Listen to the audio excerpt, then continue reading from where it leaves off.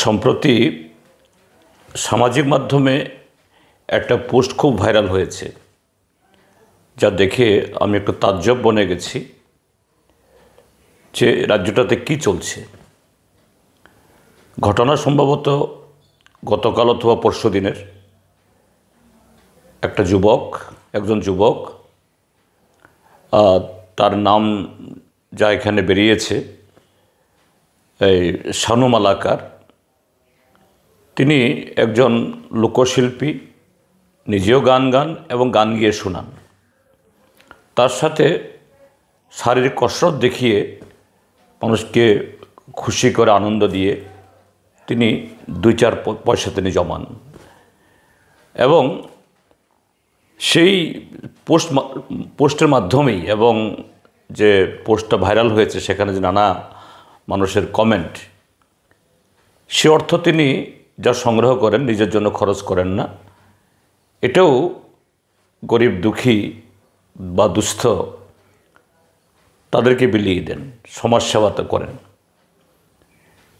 এখন সেখানে যে ঘটনাটি ঘটেছে, একজন যুবক নিজেকে রাষ্ট্রবাদী পরিচয় দিয়ে সরাসরি তাকে বলছে যে গানটা এই শানু মালাকার সেদিন শোনাচ্ছিলেন সেটা একটা ভক্তিমূলক এবং মানবতার আহ্বান, কিন্তু সেই গানের একটা কলিতে আল্লাহ বা এরকম কিছু কথাবার্তা আছে। কেন আল্লাহর নাম নেবে? কেন আরেকটা ধর্মের আরাধ্য সেরকম ব্যক্তিকে তার জয়গান করবে? এটা ভারতবর্ষ, আর আল্লাহ মানেই হলো বা যে ধর্মের অনুসারী তারা জেহাদি। ভারতের মাটিতে এরকম গান গাওয়া যাবে না। এবং তাকে প্রায় বর্তমান সময়েতে এই সাম্প্রদায়িক শক্তি যেরকম একটা সম্প্রদায়কে হুমকি দেয়, পাকিস্তানে চলে যাও, ভারতবর্ষে থাকতে পারবে না, এটা নির্দিষ্ট কোনো একটা সম্প্রদায়ের দেশ, অসংখ্য লোকের সামনে এইভাবে তাকে হুমকি দিয়ে যাচ্ছে, প্রায় মারমুখী। সম্ভবত এটা ভিডিও ক্লিপে দেখা যায়নি, কিন্তু কয়েকটা পত্রিকাতে উঠেছে, তার উপর দৈহিক আক্রমণ হয়েছে। কিন্তু এখন অবধি এই আক্রমণকারী ব্যক্তি স্বাধীনতার উপরে একজন মানুষের, যে নিরীহ মানুষ, তার স্বাধীনভাবে তার বক্তব্য উপস্থাপন করার, মানুষের কাছে যে ভাষাতেই হোক, ভক্তিমূলক গান, এটা হিন্দু হোক, মুসলমান হোক, খ্রিস্টান হোক, বৌদ্ধ হোক, সেই ধর্মবিশ্বাসের উপর ভিত্তি করে সে গান দিয়ে আহ্বান করার এই অধিকার আমাদের দেশের মানুষের জন্মগত অধিকার, সংবিধান স্বীকৃত অধিকার। আর তার বিরুদ্ধে এইভাবে দিন দুপুরে জনসমক্ষে হামলা করছে। কিন্তু আমাদের রাজ্য প্রশাসনের তরফ থেকে, আরক্ষা দপ্তরের তরফ থেকে কোনো পদক্ষেপ নেওয়া হয়েছে সেরকম খবর নেই। পত্রপত্রিকায় দেখছি যে কোনো একটা সংগঠনের লোক, তথাকথিত সনাতনী নাম দিয়ে কিছু লোক কারো বিরুদ্ধে একটা মিছিল করলেই, কারো বিরুদ্ধে একটা থানাতে অভিযোগ করলেই, যে আমাদের রাজ্যের মধ্যেও এই পহেলগামের ঘটনার পরে, ওয়াকফ সংশোধনী বিল পাস হওয়ার পরে যারা এইভাবে মানুষের অধিকারের কথা বলেছেন, পুলিশ তাদেরকে নানা ধারায় গ্রেপ্তার করে লকআপে নিক্ষেপ করে 8, 9, 10 দিন, 12 দিন ওদেরকে এইভাবে হয়রান করে। তো এক্ষেত্রে কেন হবে না? আমি লক্ষ্য করছি এই সমস্ত ঘটনায় পুলিশকে জিজ্ঞেস করা হলে তারা বলে, না, কেউ তো এফআইআর করেনি।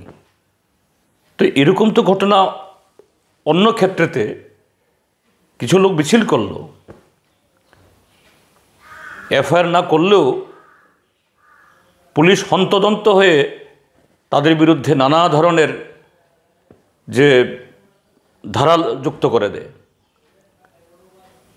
যা এই সমস্ত লোকদের বয়ানে যারা সাংবিধানিক অধিকার হিসেবে কথা বলেন সেই ধারা যুক্ত করা যায় না, কিন্তু এইভাবে হয়রানি করছে, এই ক্ষেত্রেও হবে না কেন? আর ত্রিপুরাজ্যে কী করে সাধারণ মানুষ এফআইআর করবে? এফআইআর করতে গেলেই তো এই লোকগুলো আবার বাড়িঘর হামলা করবে। গতকালের এরকম একটা ঘটনা ঘটেছে কমলপুরে। এই ভারতীয় জনতা পার্টি লোভে ফাঁদে পড়ে দীর্ঘদিন বিজেপির লাইনে হেঁটেছে, নানা রকম অকাম কুকামের সাথে লিপ্ত হতে বাধ্য হয়েছে, বাইক বাহিনীর সদস্য হয়েছে, কিন্তু নিজের থেকে ভুল বুঝে অন্য একটা দলে তারা বিজেপিতে পদত্যাগ করে আসছেন। আর গতকালই রাত্রেবেলা তার বাড়িতে আক্রমণ হয়েছে, আবার তার বিরুদ্ধে এরকম মিথ্যা মামলা দিয়ে তাকে গ্রেপ্তার করানো হয়েছে। তো ত্রিপুরাজ্যের মধ্যে নিরীহ মানুষ এইভাবে থানায় বিচার চাইবার সে পরিবেশ আছে? সে আইনের শাসন আছে? আমি স্বনির্বদ্ধভাবে আমাদের রাজ্যের বর্তমান পুলিশ প্রশাসন, তার মাথায় একজন অত্যন্ত সৎ এবং দক্ষ অফিসার এখন বসেছেন, তার কাছে অনুরোধ করব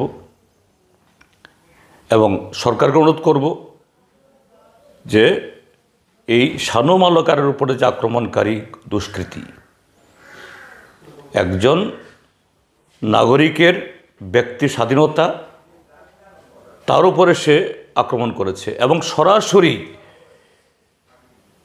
যে একটা নির্দিষ্ট ধর্ম মানেই হলো জেহাদি, তাদের উপাসনালয় মানেই হলো এটা সন্ত্রাসবাদীদের আখড়া, তাদের পাকিস্তানে এই যেতে হবে, এইভাবে হুমকিকারী, এটার বিরুদ্ধে যে ধারাগুলির প্রযোজ্য হয়, যে ধরনের পদক্ষেপ পুলিশ নেওয়া উচিত দ্রুত নেওয়া হোক। তা না হলে পরে এই রাজ্যের আইনশৃঙ্খলার আরও অবনতি ঘটবে। যতই বড় বড় বিজ্ঞাপন দিক, ভালো ভালো কথা বলুক, এতে রাজ্যের আইনশৃঙ্খলার পরিবেশের এবং মানুষের মধ্যে সংহতি এবং এই কি বলে সাম্প্রদায়িক সৌহার্দ্যের এতে উন্নতি হবে না, বরঞ্চ ক্ষতিই হবে। কাজেই এটাকে ছোট করে দেখা না, আমি অনুরোধ করব সরকার দ্রুত পদক্ষেপ নিক শানু মালাকারের